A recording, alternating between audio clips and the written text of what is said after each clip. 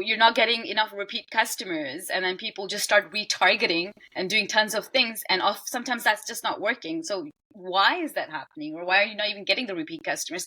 Go back and understand that first. And I always say ideal customers don't exist. It's only real customers.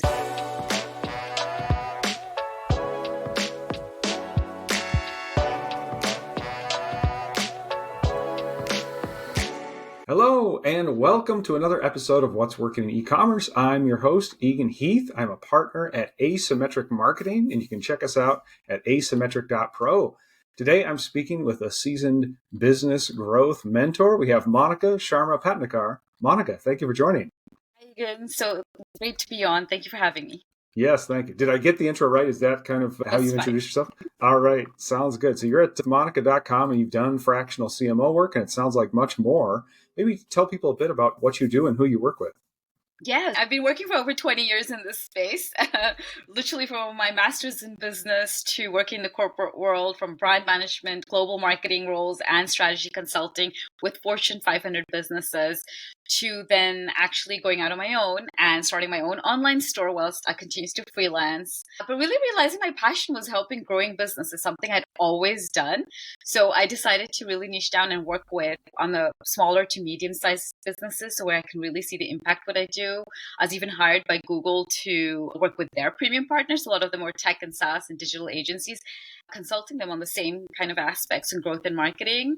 So I work with small business owners, product-based e-commerce businesses. At the same time, also search larger growth companies where I work more in fractional CMO roles.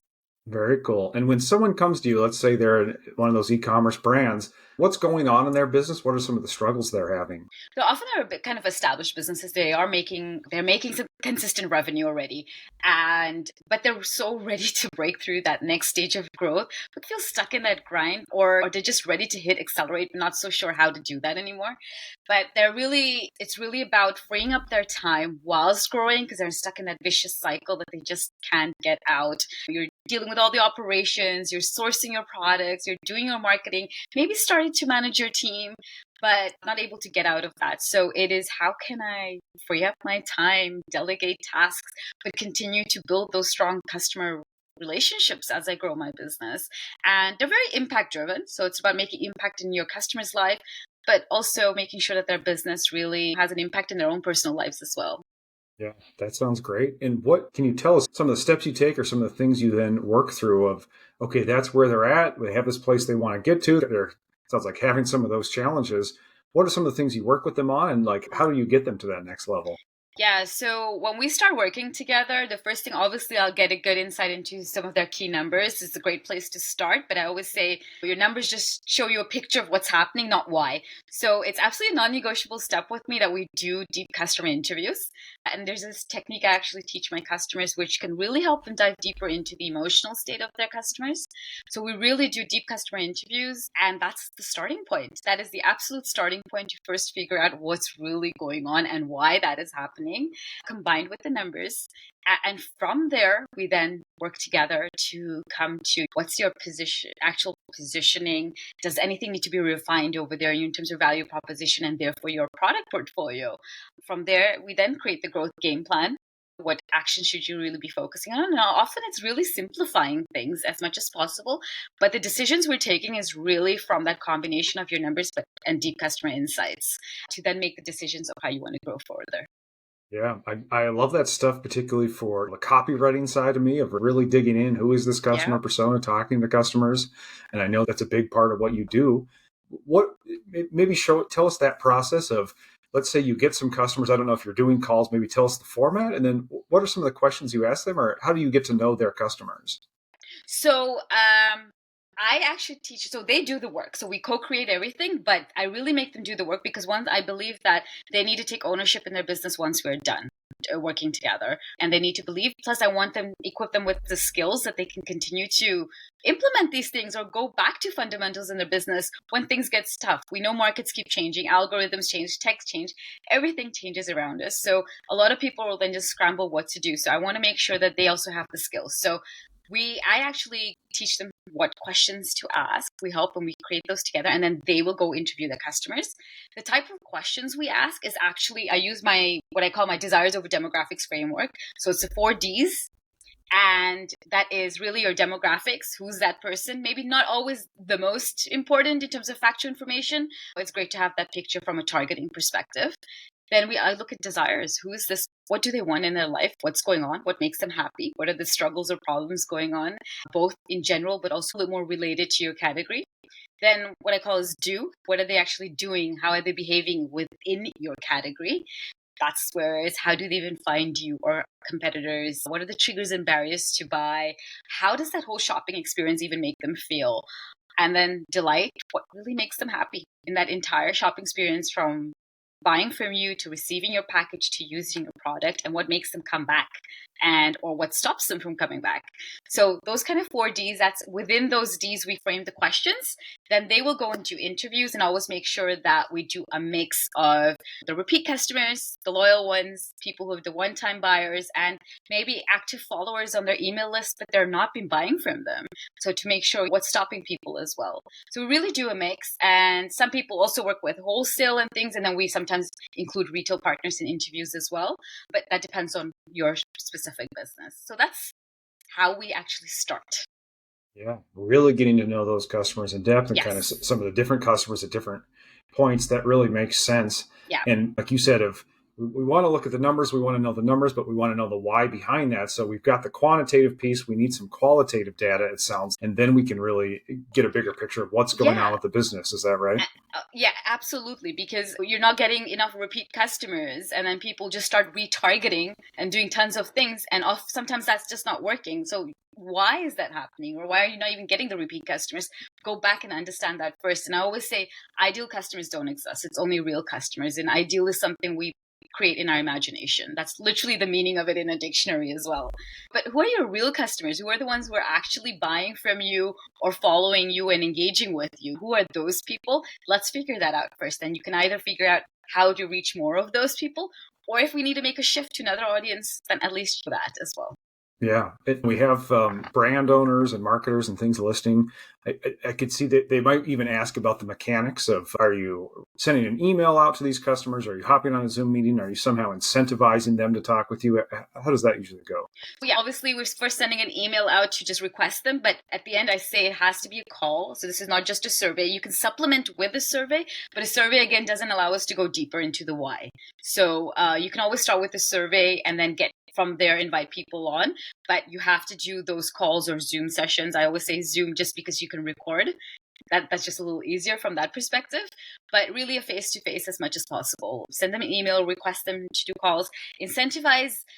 I don't like saying incentivizing. I like more saying a token for appreciation for their time, because I've seen that people will tend to do it even if you don't offer something, but it's just nice to offer something as a thank you for their time. And in general, people love helping people. They love giving their feedback. They love giving their opinion. And especially with slightly smaller businesses, they feel like you really care about them. So I know a lot of business owners I work with, they really hesitate about this stuff. This is like the part that scares them a lot. And all of them ask me, but do you ever get a no? I said, I've never had a client I've worked with that hasn't been able to do any interviews. So that would be a first for me. But yeah, so people love helping people. And I think we shouldn't forget that. And personal connection that's human.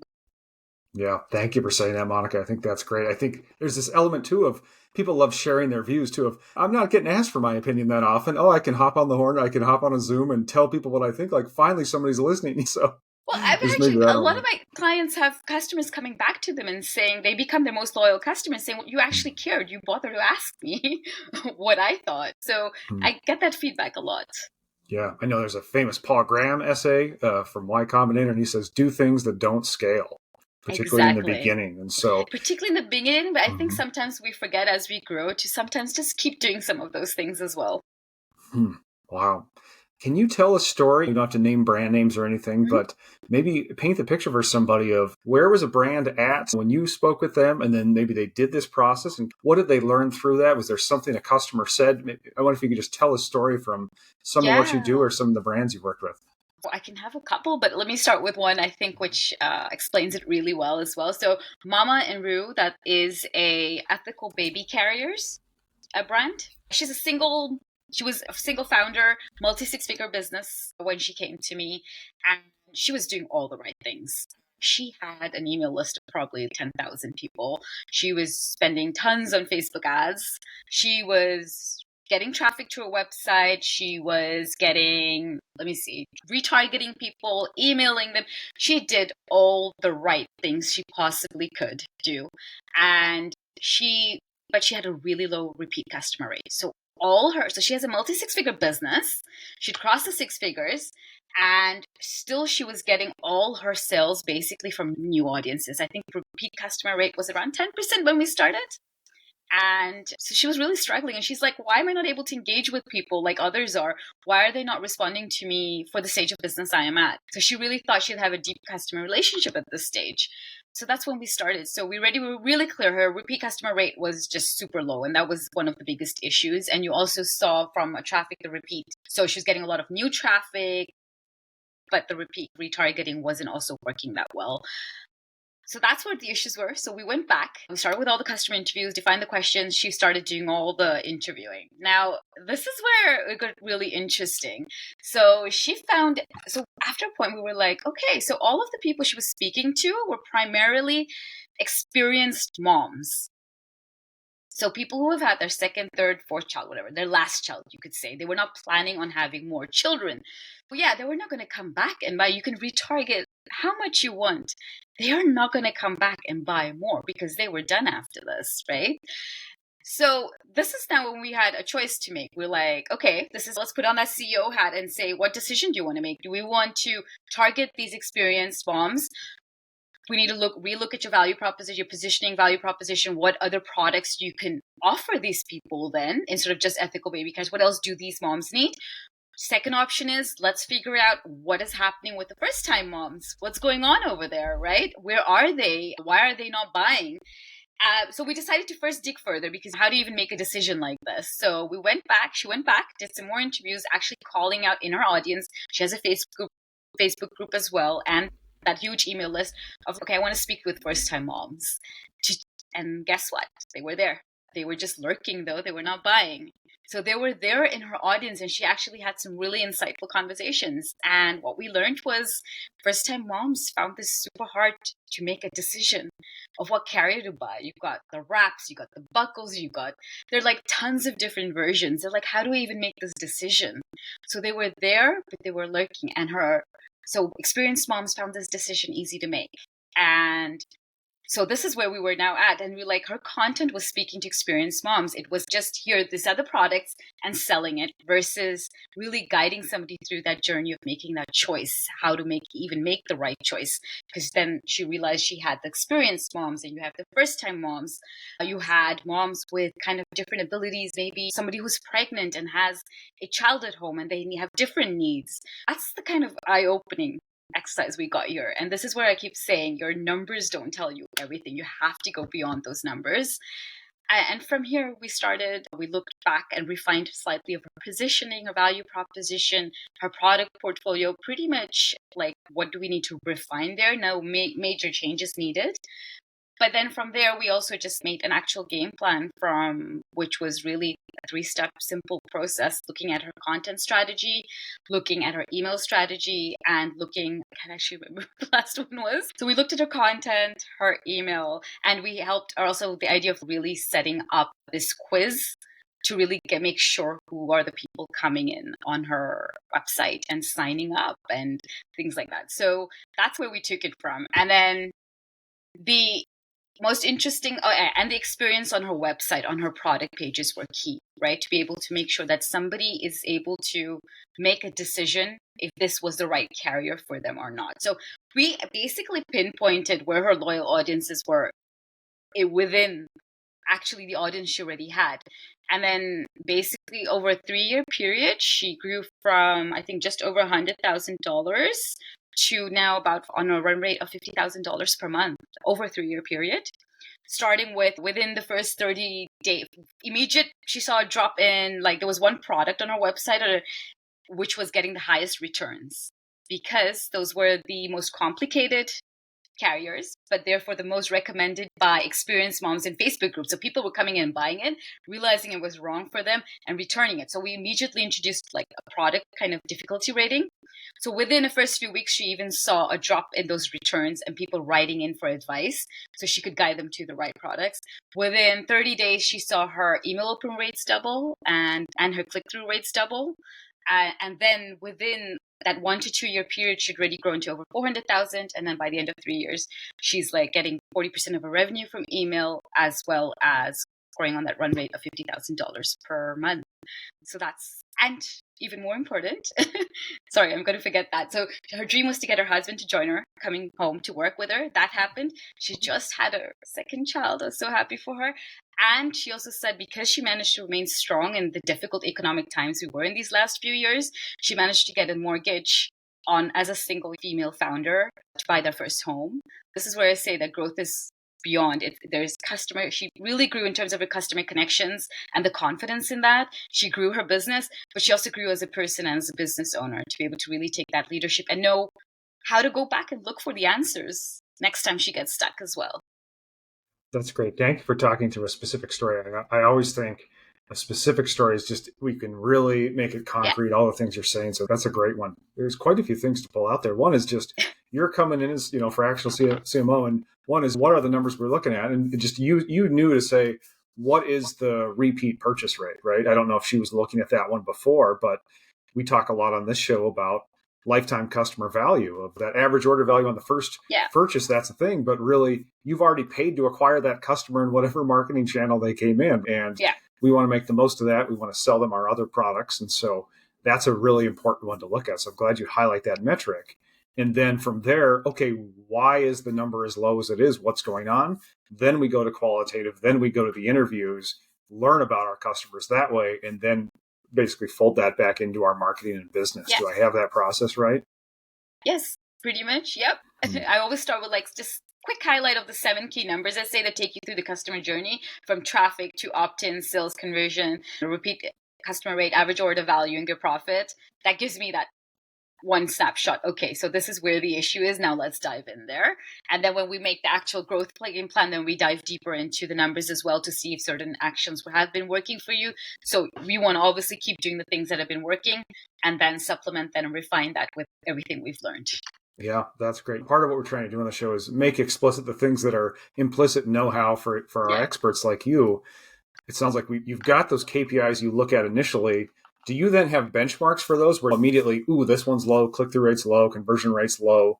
Do you? So there are benchmarks. Obviously, when you're, especially for the smaller business owners, I would say there are definitely benchmarks. But as you grow, I think it's just, but those are really broad averages, I always say. But as you grow, you also need to start comparing to your own growth as well. But for repeat customer rate, you obviously can vary depending on industry and everything. Percent is an average I take as a starting point. And then if it's majorly off or anything, then obviously that's where to start. Yeah, that's great. And you also mentioned the quiz piece of it. We've had, I think it was Gen who developed Prehook as a quiz funnels tool for Shopify. And we've seen that work for our clients as well, where it's, imagine if you're in a physical store and a salesperson could talk with you and ask you questions and then guide you based on where you're at as a customer. You're reproducing that in some way. You could be doing that through online chat. It looks like you said Mama and Rue. I'm looking at their site. I see they have online chat pretty front and center. So I imagine they do some of it that way. But a quiz funnel is also a great way to teach people how to select from your products if you have multiple. Is that what you found as well?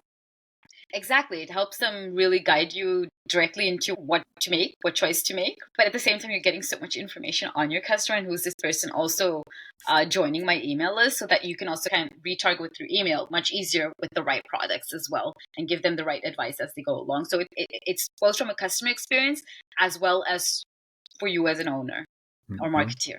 Yeah, that's great. And I noticed you also mentioned, in terms of talking through this case study, talking through how it went with this client, there are other metrics too that were outside the business, like you said, of ways that it impacted her life and changed her life and things.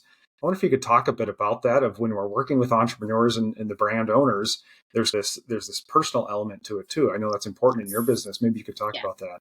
Yeah, it's really important. So most of them, the one thing I see is a lot around confidence. I have to say, a lot of people are out there following the standard, what they call roadmaps that people lay out for them, saying, "Oh, you need to get your traffic to this much, then you retarget, then you do this," but they're not really learning to dive deep into their business for the answers. And then I have these people come in, and where I'm like really helping them with this. So while we create this plan of action for them, they're actually developing those skills, which really improves their confidence as well to be able to run their business as a business owner. Because at the end, even no matter what size of business you have, you're the CEO of it. And then the businesses are very personal. These people these businesses are funding their life, their home, their everything. They're running this business often. I know from Mama Ruse herself, it's really there are barely any. I think 1 to 2% of founders are 7-figure plus founders are females, right? I want to be one of those. And I want to set those example for my kids as well. They have been through, I'm not going to share that because that's personal, but they've been through hardships in their own life as a husband and wife. And for her to be able to have her own business and therefore take ownership of how they're leading their life was so important as well. To be able to live their life in their terms without worrying about the employment or other things as well. So it's so many personal elements. And she also said to me, I came for business growth. Yeah, I wanted to see revenue increase. I wanted to see sales increase, profit increase, but I left with so much more. I just feel so much more confident as somebody who is running this business, as a CEO and a founder of my own business. And those I think are for me, even more important growth, because once you have that, you'll be able to achieve the rest as well. Yeah, thank you for talking about that, and I fully agree too. This will be 8 years of entrepreneurship for me here in June, and I think you can't get the business growth without the personal growth. They really do go together. So Yeah. Yeah. that's great. Monica, I know you've worked with, I think you said Fortune 500 big companies, basically. Yeah. What is the difference and what are the commonalities of when you're working with a huge company versus, like you said, somebody who's in more of the 6-figure revenue Yeah. range? What's the same and what's different? I think the fundamentals of business don't change at all. It really comes down to numbers, customer, making sure your positioning, messaging, and everything is clear and having a really clear growth game plan. So honestly, those kind of fundamentals don't change. I think it's more about the how. The bigger you are, you've got teams, you're working there. So the biggest thing is the skill of which you can do research. Maybe you work with research agencies and the tools you can employ a lot more versus somebody who's a founder. I do tend to one biggest difference. I think even the confidence issues I have to say is really for me there, but that it happens on team level because then I'm taking a whole team along through this process, and the individual confidence of team members improves to understand what we're doing as a business and how we belong to that. Even that is super similar. The one thing that changes is the bigger the business is often the silos people work in. I also worked with, just I think a little while ago, with a 9-figure business in I can't name this client, but in the refurbished smartphone space across 15 countries in Europe. And what was so clear, you had the brand team, you had the marketing team, even that's already split. You had the country teams, you had a separate growth team, you had the people doing the websites, and they were completely working in silos. And sometimes it felt they were working against each other versus for each other. So in that case, there's also a lot of team sessions to get everybody onto one page, even to see things from the same perspective. That's, I think, the extra steps taken when I work on that kind of level with businesses.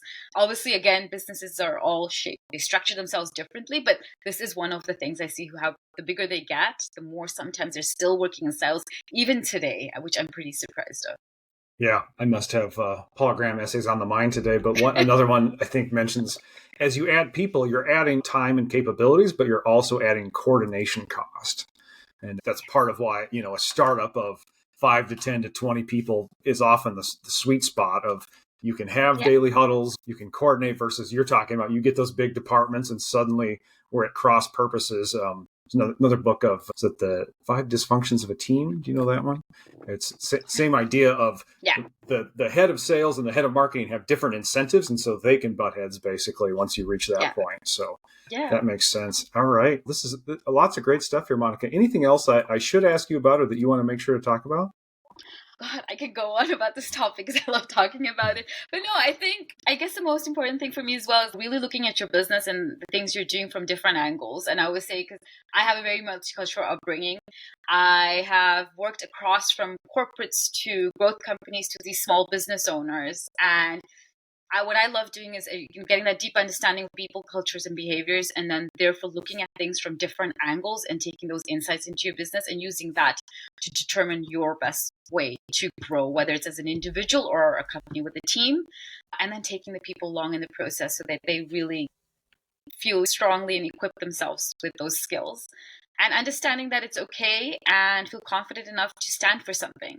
I feel like your products, even when it says a product-based business, there's a voice your business has. And I always say, you often get, the more I reject it, the more I find my community. Be willing and be feeling that it's okay to really stand for something. Yeah, that's well put. Thank you. This might not be a good question, but I'm curious if I know you're in Holland or the Netherlands there. I wonder if you could just comment on entrepreneurship and being a business owner there. Yeah, this is, as a business owner, I've probably worked here, but my clients are all over the world. So in that sense, I don't think it's different. I do think we deal with more regulations and rules and things in Europe, which can be a good thing or a bad thing. I'm not so sure. Higher taxes, of course, much higher.